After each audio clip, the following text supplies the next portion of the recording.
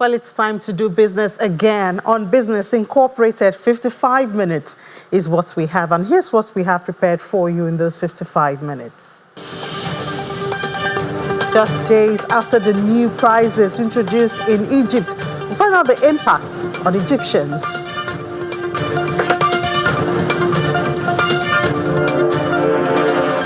Trump tariff biting hard in Kenya. The diaspora remittances is down 3% in March.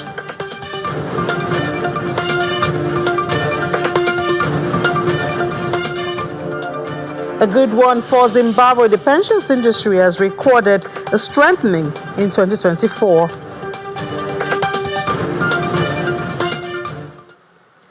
Welcome to the program. I'm Ini John McWab. We'll start the program as usual from the global space, starting from oil. And oil prices rose 1% on Monday after U.S. exclusions on some tariffs and Chinese data showing a sharp rebound in crude imports in March, but gains were capped by concerns that the trade war between the U.S. and China could weaken global economic growth and dent fuel demand. So we see for this afternoon, 62 cents has been added to Brent. That's about 1% to $65.38 a barrel. WTI is also up 1% at this time to $62.12 a barrel. Late on Friday, we know that President Donald Trump, his administration granted exclusion from steep tariff on smartphones, computers, and some other electronic goods imported largely from China. It was the latest in the series of policy announcements that imposed tariffs and then walked them back, spurring uncertainty for investors and businesses. However, Brent and WTI have lost about 10% a barrel or $10 a barrel since the start of this month. And analysts have lowered oil price forecasts as a trade war between the world's two biggest economies have intensified.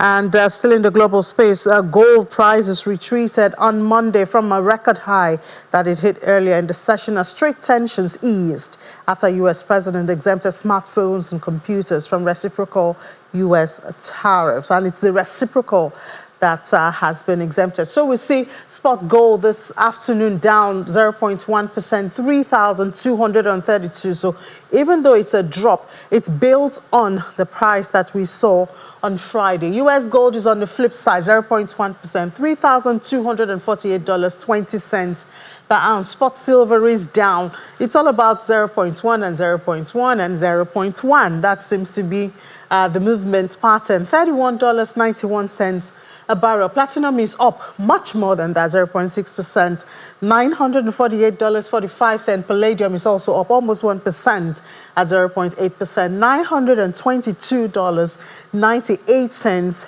per ounce. The White House, of course, announced that exclusion, and that has moved the market, but also created uncertainty as to what next would we hear from the White House. Would it be new tariffs or more exclusion? And compliments that to be given in the global space. Now we come to Nigeria, where the central bank has raised alarms over increasing loan default rates among large private non-financial corporations and other financial corporations, and that signals growing credit risk within the country's high-value lending sector. According to the Apex Bank's Credit Conditions Survey for the first quarter of 2025, the report shows that large firms and OFCS have experienced deterioration in loan repayment, with both segments posting negative default index scores of -0.6. The report reflects the views of participating lenders and does not represent the official position of the bank. Nonetheless, the findings are a useful barometer for credit sentiment and risk assessment in Nigeria's financial system. To power issues now, the federal government has announced a significant improvement in the stability of Nigeria's power grid, attributing it to the installation of an additional 700 megawatts in transmission capacity. According to a statement released by the minister's media aide Bolaji Tunji, Mr. Adelabu, who is the minister, says that the transmission capacity has achieved through the implementation of the Presidential Power Initiative, which secured 2.3 billion in financing to revamp and transform its transmission segment. Mr. Delebu adds that the nearly 90% of the new capacity has already been installed and is operational, leading to noticeable improvement in grid performance, which we hope to get confirmation from the consumers. Well, from the national to the sub-national, Imo State government says it has domesticated the amended Electricity Act of 2023 with Owerri, the state capital, as the first project. It promises 24-hour electricity in the city from the month of June. The Commissioner for Power and Electricity was a guest on Business Morning earlier today. So we are looking at the customers who will be tied onto the Rashi scheme that is going to be commissioned, hopefully, between June and July, to have a supply 24 hours. Owerri is going to become the hub, electricity hub in the south, in this zone. And the reason, as I said, is because we have the gas, enormous gas deposit here. It's going to be gas to power.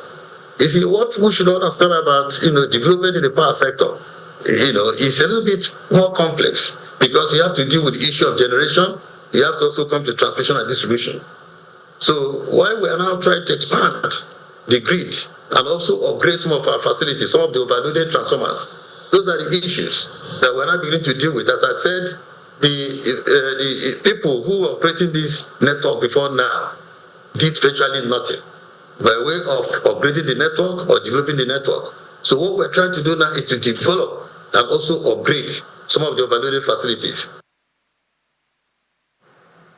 As Nigeria navigates economic recovery and seeks to strengthen its labor market, the federal government is working with the private sector and promises to empower the private sector and improve employment through its laws. This is a gathering of organized labor, the leadership of the Nigeria Immigration Service, the Nigerian Civil Defense, and foreign nationals working in the country. The Ministry of Immigration, the General of the Ministry of Immigration. The focus, the federal government's new expatriate quota policy, taking effect from August the 1st this year.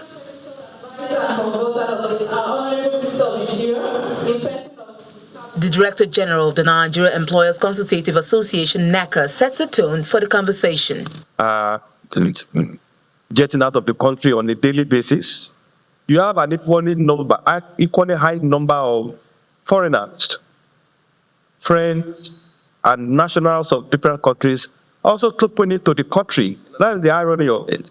And that becomes very important for different countries, even Nigeria, to take more than the cursory look at the issues surrounding the coming in and the going out of these persons. And the reforms that have started or that was started by the Honorable Minister for Interior says his absorption of this. The federal government is issuing a stern warning to expatriates applying for jobs that Nigerians are fully qualified to do. The Minister of Interior drives home the point. Why do you need a quota for a waitress? And I was ashamed that it was actually approved in the ministry. I have to say, let's call a spade a spade. And for me, are you telling me waitress? One of the biggest companies in Nigeria sent a request for quota. And guess what? One of the requests was a driver. How can we do this to our country? And somebody will sit down and approve quota for a driver. Are you telling me we don't have drivers? I mean, the expatriate you are bringing to come and drive, is it that he knows the Nigerian road? I don't understand. He stresses the importance of knowledge and skills transfer to grow young Nigerian talents, a priority that cannot be overemphasized. Today, we have a country where there are expatriates doing the same job for more than 10, 15, 20 years. Even if we are the dullest people in the world, 15 years is enough to train another study on a job. Let's call a spade a spade. Are you telling me we don't have Nigerian engineers that can be understudies, Nigerian graduates? If a graduate job, all you are providing for me as an understudy is a school cert, then you are not helping my country. With these reforms, the federal government is sending a clear message: Nigeria must prioritize its workforce, ensure fair play in its labor system, and promote meaningful knowledge transfer that drives local capacity and national growth. And one of the ways of improving that knowledge transfer is through AI. That's why we're discussing AI this afternoon. The opportunities that it gives to career professionals and how it's been adopted. They say we're going global. What it means with AI and all. We were discussing this with Omo Eni. She's a co-founder of Ascendia. Hi, Omo. Welcome to the program. Hi, thank you for having me. It's such a pleasure to be here today. Great. So they say we're going global now. What does that mean in the context of AI and career professionals? The world has been a global village from a long time ago. I mean, in the past, going global would mean like relocating, moving to another country, or getting a visa to start life all over from the beginning. But AI in itself has completely changed that game. Today, going global would mean using your skills. So your skills travel even when you don't. You can work on several international projects without even having to be in these locations physically, or even get hired by overseas companies, as well as collaborating with global teams. All of these shifts are currently being powered by AI. To give you a practical example, a digital marketer, for example, someone based in Ibadan, with AI tool can now understand global trends, write high converting, content using ChatGPT, or even create ads using AI. That same person can now confidently apply for roles abroad in the UK, US, Canada, or wherever they would like to apply for these roles, because their skills are now competitive globally. And that's one of the things that we're trying to do at Accendia with the innovation of an app that would help that would help career professionals use AI career coaching tools, like one of the ones that we are developing here. And this is the new global economy. AI is the actual bridge that's helping both career professionals or even the average content creator these days. Yeah, but I wonder if this gives time for career professionals to catch up with this going global and the new normal. Because you talked about skills. Yes, there's AI. A group of people are driving the invention and adoption, but those who would use it actually also need the skills. So I know I spoke to an individual some time ago, and it seems, yes, the space is getting saturated, but the people with the skills, is also a problem. Because, for instance, a scenario in Nigeria, you talked about Ibadan, how many people there have the skills to actually go global? I think the first thing is knowing the skills that you need across the professions that you are interested in. And that's one of the things that we're doing here at Accendia. We're currently building an AI platform that would help people audit their skills, help them understand the skills, the qualifications, and the experiences that they have, and how they can transfer it into the current job market. So someone that already knows that they want to be involved in their career path. They want to now be aggressive about their career growth, but don't know how to use the skills, the qualifications they've gathered over the years to tap into this job market. There are certain AI tools like the one that we're building currently that can help you audit these skills perfectly, and also help you do a survey on the job market to know which career path is perfectly fit for the skills that you have, the experiences that you've gained over the years, and the qualifications that you have, be it your BSc or whatever other certifications that you've gained. So they say AI could also pose threats to jobs. How true is that, and how can individuals, professionals, go work against that or hedge against that? It depends on your mindset as well as access. To tell the truth, those of us who are maybe unprepared for the actual innovation that is happening in the world right now, AI can feel like a threat. But if you keep doing the old ways, you might be left behind. If you're willing to adapt, even as the world is adapting currently, you can tap into artificial intelligence and use it as a very big advantage. recently I was reading a report and it shows that there is actual projection for artificial intelligence to contribute $15.7 trillion to the global economy by 2030. So if we stop thinking about AI as a competitor and actually tap into the tools that are coming up these days, the systems, and how they will be useful, either in our career path or even in the day-to-day things that we are doing, it would it would be more of an opportunity as a threat. So we have a case where maybe someone that's an accountant in Abuja would be able to use our AI tool EVA to shift into data, financial data analysis from the traditional accounting. They'll be able to simply learn how to use Excel AI, Power BI, and even some basic Python by getting their skills properly audited, as well as understand how they can transfer all of the traditional skills and experience they have into the ever-growing job markets these days. So for that person, they would see AI as an opportunity as opposed to it being a threat to them. So the real people that would see it as opportunity are people that are ready to tap into the evolution that is currently happening, not just in their current career space, but in the world as a whole. Yeah, well, I guess everyone needs to expand your mind and expand your career path to adopt tech into it, since it seems that's the way of the world at this time. Exactly. Yeah, definitely. The world, like I said, is evolving, and certain things that you will do, decisions that you will make today, would definitely impact how you channel yourself and position yourself for the opportunities that would arise. All right, Tomoeni, co-founder of Ascendia, thank you so much for this AI conversation. We're going global, but we have to prepare ourselves so that we're not left behind. Thank you so much. Thank you for having me. All right, let's see if the market too has gone global in this intraday amidst the relief or non-relief of the trade tariff. See how the market is looking for this afternoon.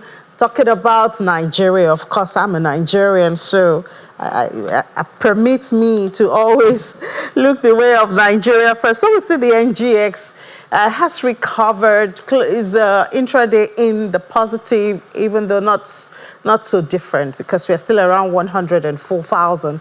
But it's gained 0.06% at this time intraday. South Africa has done even much better, heading back to that 89,000 level, gained 1.72% at intraday. That's for South Africa. We see other parts of Africa at this time, and Egypt is also positive market for Africa today, intraday, that is 0.28%, and then positive close we had from Kenya. We had a conversation with someone from Kenya last week, and we had is more of the foreign investors that are moving the market, which is risky, FPIs, they can leave at any time. But anyway, we see positive here, close for Friday in Kenya, 0.81% at 126.78. We move to the Middle East and see mostly positive also. Seems the relief given by, there's a 90-day relief pause on the tariffs, the reciprocal tariffs, and then there's the one now that has been paused for electronics and chip makers and all of that. So we see Dubai looking good, 0.68% at 9,220.44. Dubai also looking very good, 1.76% at intraday at 5,053.19. Then we see the only negative in this region, Saudi. Saudi's down 0.11% at 11,580.17, while Qatar is up 0.28%, 10,146.65. To the United States now, where all the drama is coming from. Stock futures rose as that tariff exemption is at the bottom of it, gave tech names, and there was news that Apple was really feeling the impact of the tariff until that announcement. So President Trump has seen that you do need other countries, and now we see production. I think India said they've already done iPhone production of about $22 billion. shifting from China. So you do always have to depend on one country or the other.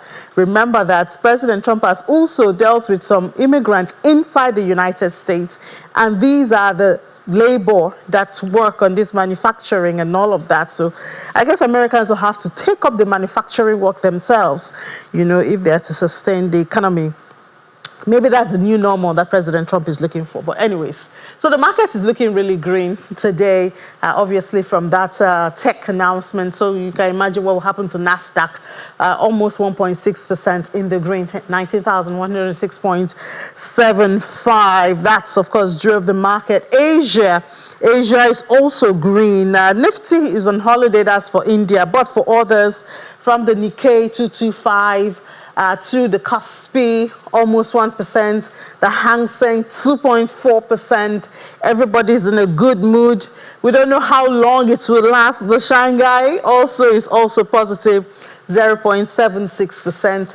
And India closed positive, but it's there on holiday today, almost 2% up for today. So there you have it. The markets are happy with the latest announcement by President Trump, but we don't know what's going to come up next. 1 week, one announcement, 1 week, one. We'll see. Let's move to Berlin now and see what's happening there. Obviously, it's all parts. Europe is part of the world, so of course they will feel the impact also. But let's take a break first. When we come back, we'll see how all of this is playing out in Berlin, among other issues. We're still watching Business Incorporated. Please stay with us. Incorporated right here on Channels Television. Let's see what's happening in Egypt. So on Friday, we had that announcement of new fuel prices, up to about 15%, and that was on Friday. So I wonder how the weekend was for Egyptians and residents in that country. But let's speak to a resident there who can give us the first-hand information on this. He is the chairman of Evergreen Agriculture Company. He's also an economist. Is Dr. Adel Al-Muslimani joins us virtually. Dr. Al-Muslimani, good afternoon and welcome to the program. Yes. First, thank you very much for having me. And I would like to say the price of fuel in Egypt increased from 2013 up to 2025 more than 10 times because it used to be 1.5 pound, now reach near to 20 pound per 1 liter. This actually have a very bad and negative impact on the life of the millions of poor people. The speed that the low price of fuel globally also they have increased in an unacceptable manner in Egypt.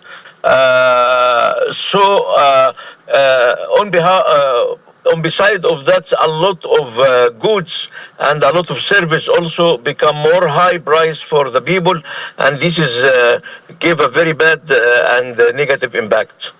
So the government is saying they have to do this because they want to access a loan from from IMF. Does this sit well with the people? I know the other time there was an attempt to remove subsidy from bread, to make bread more expensive. There were protests and all of that for this. Do we see the people reacting that way, or do people understand the reason for this? Yes, actually, the government have to do because they got a loan from IMF, and this is actually the rules of IMF to increase the price of many of the products and service in Egypt. But how could the people can understand that? Because even the loan government.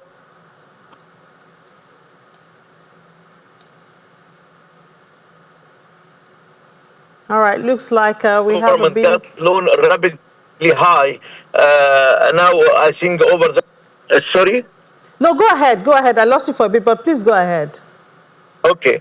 Actually, Actually, the poor people, yes, they have to understand, but we have to find another solution in Egypt to conduct from the rich people, not from the poor people, because actually they got to the end of accepted such a kind of very suffering life by increasing the price. Many of the societies come down from the middle level to the poor level by this way. All right, but is the government saying anything about perhaps anything they could use to buffer, some of this impact? Because of course we know once fuel prices increase, it's going to spread to food, spread to transport and everything. Are there talks about how the government can help to reduce the pain, especially as you noted, on those who are in the lower financial ladder?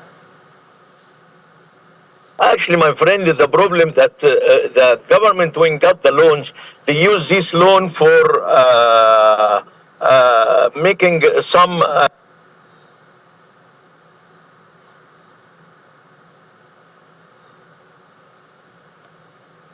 All right, looks like Dr. Abdulsamani's network is not so stable right there. But I mean, as expected, the people are not happy with the new price. But of course, the government, if they have to access the IMF loan, then they have to, also look inward and meet up with some of those requirements. And we do remember in this same Egypt, they had to reduce the subsidy on bread, and that's generated a lot of protests on the streets of Egypt, sometimes turning violent, but so this is a necessary. Okay, yes. I won't say that the government, when they got the loan, they are using this loan for what? So they should use for some project to can make some fast income to the society, and some useful projects for making the life of the people much more good. But I make this one for monorail or for other things. It's not using for the people. The people can't find any good for them life. So they are really very, very unhappy by that. Even start some journalists and some writers start to write something about that, try to let the government understand to don't increase the price more than that, because the people cannot accept more than that. All right, Dr. Adel, we hope the government will be able to find a balance, with the reforms and the requirements from IMF. We hope to. Yeah, thank you so much, Dr. Adel Abdulsamani, Chairman, Evergreen Aquaculture Company, and also an economist in Egypt. You're welcome. You're welcome. All right, so we're still staying in Egypt, where Fitch Ratings has affirmed Egypt's long-term foreign currency issuer default rating at B with a stable outlook. The rating agency cited improvements in macroeconomic stability and ongoing support from international partners, while warning of persistent fiscal and external vulnerabilities. The rating reflects Egypt's large economic base and growth potential, alongside strong backing from Gulf Cooperation Council countries and multilateral lenders. These positives are tempered by high debt servicing costs, elevated inflation, and geopolitical risks. Fitch notes that Egypt's international reserves have grown by $12.4 billion since early 2024, reaching $45.5 billion in March, supported by foreign investment in the Ras Al Khaimah development and increased non-resident participant in local debt markets. Still in Egypt, exports to international trade blocs rose by 9.1% in 2024. This is according to data released by the State Statistics Agency, CAPMAS. Egypt's trade with international blocs that include the countries such as ESCOWA, Sahel and Sahara Group, COMESA and the Group of 15, that's the G15 Arab Free Trade Area, and the Developing 8, that's the D8, saw significant growth in 2024. Total Egyptian exports to these blocs rose $46.1 billion, and that's up from $42.3 billion. That's a 9.1% increase. Imports from these blocs increased by 10.7%, reaching $41 billion. The EU again topped the list with $22.4 billion in imports, followed by NAFTA with a sharp increase of 41.1%, totaling $8.2 billion for that season. Now, the Central Bank of Kenya has reported a significant decline in diaspora remittances in 3 months to March 2025. Remittances from the U.S., the largest source to Kenya, declined by 3%, from 56% reported in March 2024 to 53% in March 2025. And this follows tough policies and decrees from the Trump administration since its inauguration in January. And data from the Central Bank of Kenya shows that diaspora remittances to the country dropped by 2.2% to $1.23 billion. That's about 159.5 billion Kenyan shillings in 3 months to March. During a similar period in 2024, diaspora remittances in the country had increased by 18.8%. Still in Kenya, micro, small and medium enterprises in the renewable energy sector are set to benefit from 500 million shillings in funding from the Swedish government.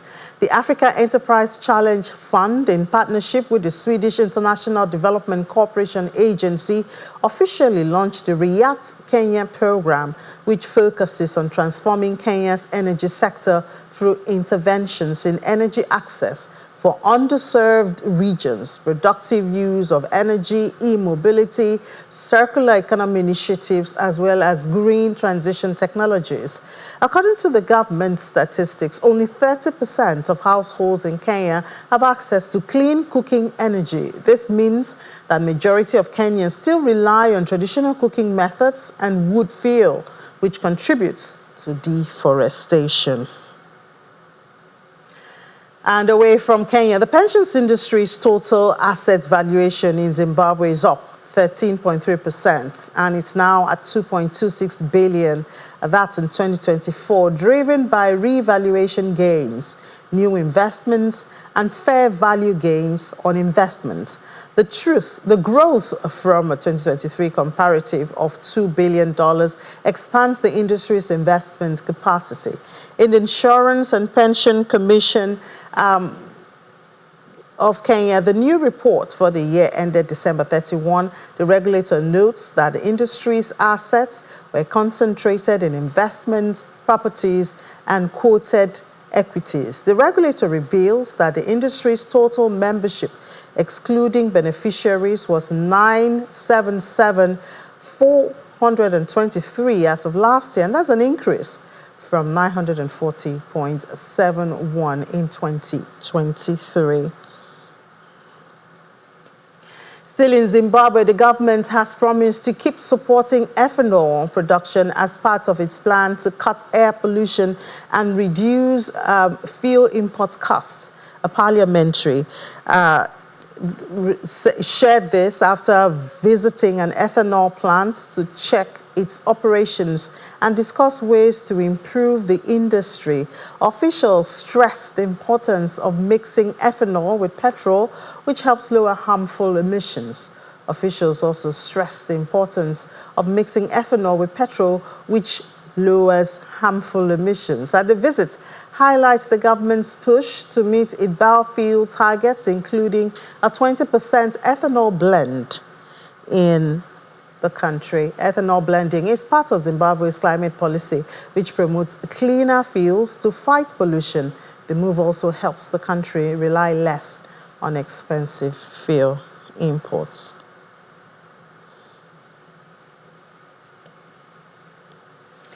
All right, now let's see what's happening in Europe in the midst of all that's happening in the global economy and for markets. It's no longer news that President Trump is driving that. Now, let's have Lars join us now. After this announcement we had on Friday, Lars, we see the markets recovering. We saw the numbers. But I wonder what conversation is going on in Europe, after following that announcement by President Trump on the tax. Yeah, I can tell you, Ini, and thanks for having me. It's good to be back with you here. We've had some very, very hectic and some very honest conversations here between investors, but also analysts. And you correctly just mentioned the market has come back, and a little bit more about that later. But we've obviously seen these massive market swings. The EU came together, the Commission holding their emergency meeting here. So obviously for every markets or so, it's been just extremely hectic. And now, while there's a little bit more calm in the markets now, analysts have said that no matter that these tariffs for now have been pushed off, the damage is done. And I want to give you a couple of ideas here from the European side, what I'm hearing. I want to quote here Mohammed El Arian. He is with Allianz, the German financial and insurance giant, and he says markets need Trump to also cancel those last 10% in base tariffs that he has left his trading partners with. Or I've heard from George Savarelos of Deutsche Bank in Frankfurt, and he says Trump has shown the world that he moves fast and in totally unpredictable ways. That's obviously not a stretch here. After all, Trump was contradicting himself all the time over these last couple of days, and he says that can only, the analysts, here says that can only all lead to one thing. Everyone will make the strategic decision to become less dependent on business with the United States, just to be a bit more protected from any such irrational moves in future. So we still have the 90 days pause. So I'm wondering, what are expectations by the end of this 90 days? Well, analysts, to be honest, are not very optimistic in terms of going back to business as usual. As a matter of fact, Mr. El Arian from Allianz here says that this 90 days push-off will obviously give companies some breathing room. They don't have to rush now to save costs and possibly cut even jobs, but that companies are still caught in limbo. They need, of course, a long-term strategy in terms of manufacturing, but also what markets to deliver to, or what suppliers in which countries to source from. Much of what companies, not only in Germany and the EU, by the way, but elsewhere too, much of what these companies have built up over decades has been shaken to its core. And while nobody knows whether or not tariffs are coming back, what business sectors will be protected or maybe punished especially hard, many now just can't plan their business going forward. And in the end, that's what I heard from many analysts here. This is expected to weigh heavily on the entire European economy. It's going to slow things down, and it will likely end up costing us here in terms of GDP growth. Yeah, but at least we do have investors smiling at this time, even if it's just temporal. It's really hard to say right now. I would say, Ini, everything is very temporary just now. We have seen too much back and forth.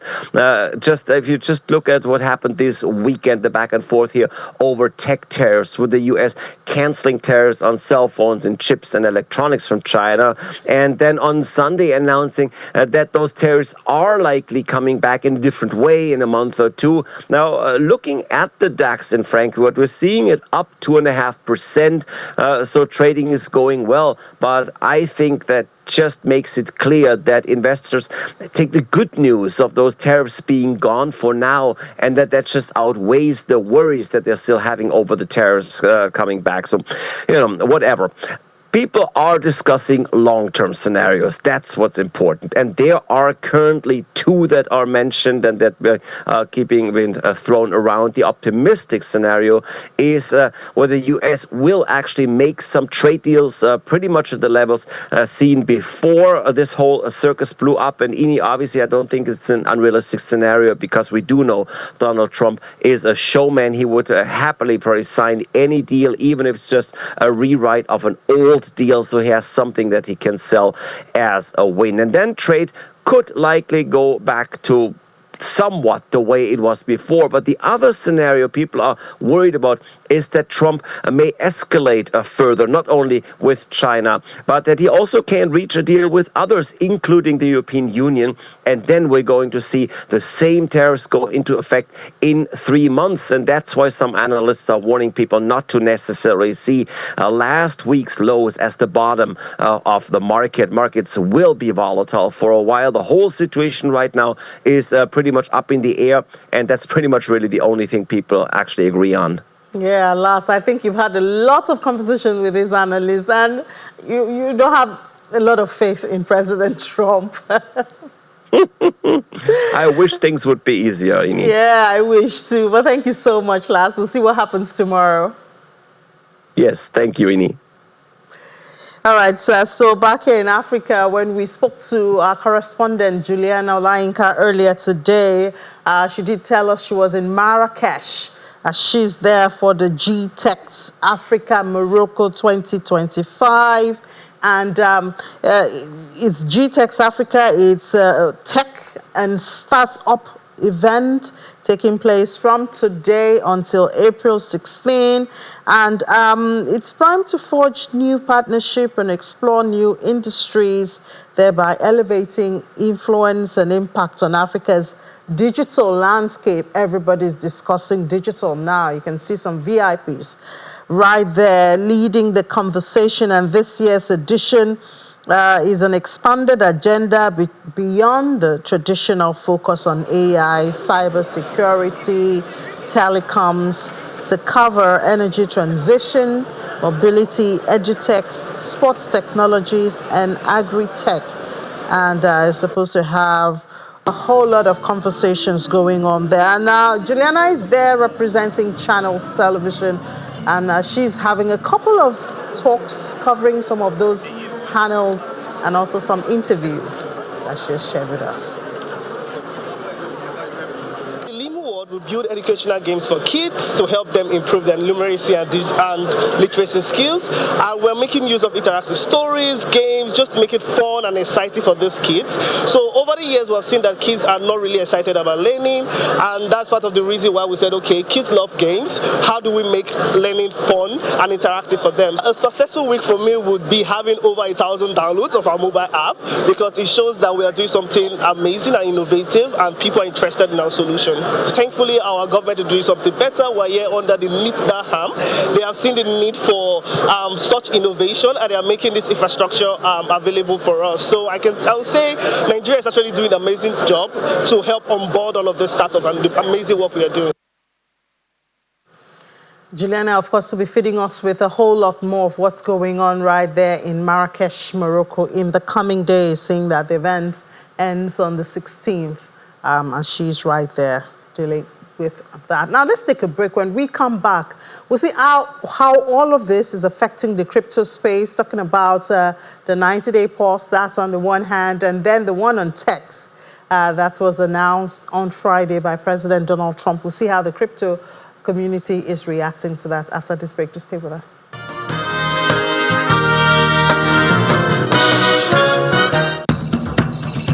No matter where they are, if it concerns the people, we are there. From community game changers to homemade solution providers, where assurance and trust are built. Policing should be people from the community who do the job. You don't bring an outsider. We hear about Amotekun. We've not seen much of them around this area. Documenting journeys of many starting big from a small place. Creating an intentional community where people go beyond living together to building strong and more friendly communities. Community Report, only on Channels Television.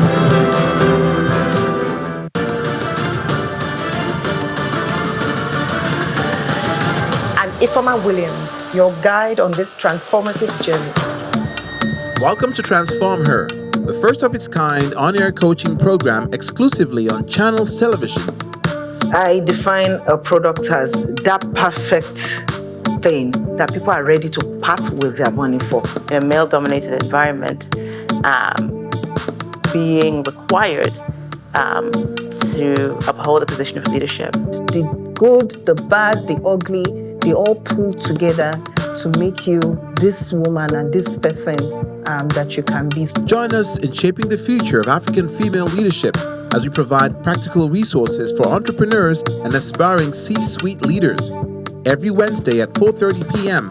West African time, we bring you expert interviews, transformative coaching, and the tools you need for exponential personal and professional growth. Transform Her, because it's time to unlock your potential and lead with purpose.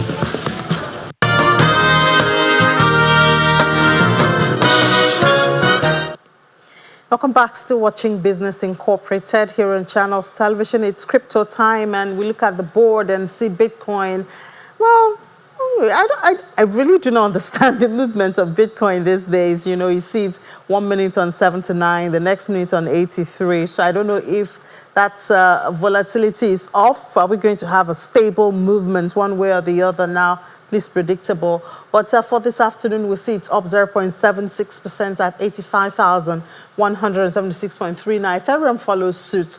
It's gone beyond the 1,004, 1,005 is at 1,006. We don't know how long that will stay there. We have a whole lot of others, alts. Solana, Terra, Cardano, positive at this time. XRP hasn't got the bug just yet. Let's speak to Eliman Dumbbell now, co-founder of Savior AI, and find out his thoughts on where the market is going next. Eliman, good afternoon and welcome to the program. Oh, good afternoon. Thank you for having me. Great. So, are we on a way up now, or is this just temporal? Because Bitcoin is just so volatile these days. You see it's 79, goes to 80. Before you know, it's back to 70 something, and you just don't know what's going to happen next. Yeah, and I think that is kind of like testament to what we see happening in the wider economy. Whether you're looking at indices or you're looking at currency markets, you are seeing similar levels of volatility, and I think investors are essentially taking that into the crypto space.